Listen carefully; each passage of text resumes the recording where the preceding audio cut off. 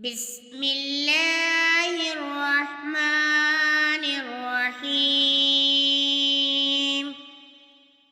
سورة البقرة مدنية. واقتلوهم حيث ثقفتموهم وأخرجوهم من حيث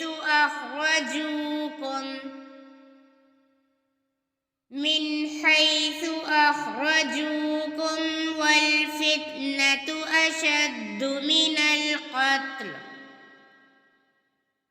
ولا تقاتلوهم عند المسجد الحرام حتى يقاتلوكم فيه، فإن قاتلوكم فاقتلوهم، كذلك جزاء الكافرين.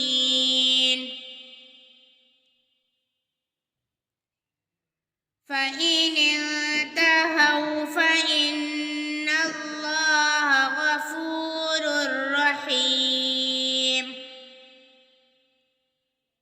وقاتلوهم حتى لا تكون فتنة ويكون الدين لله، فإن انتهوا فلا عدوان إلا على الظالمين. الشهر الحرام بالشهر الحرام والحرمات قصاص، فمن اعتدى عليكم فاعتدوا عليه بمثل ما اعتدى عليكم،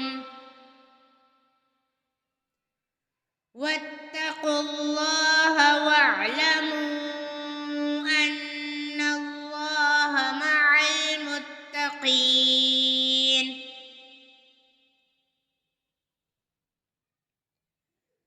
وأنفقوا في سبيل الله ولا تلقوا بأيديكم إلى التهلكة وأحسنوا إن الله يحب المحسنين. صدق الله العظيم.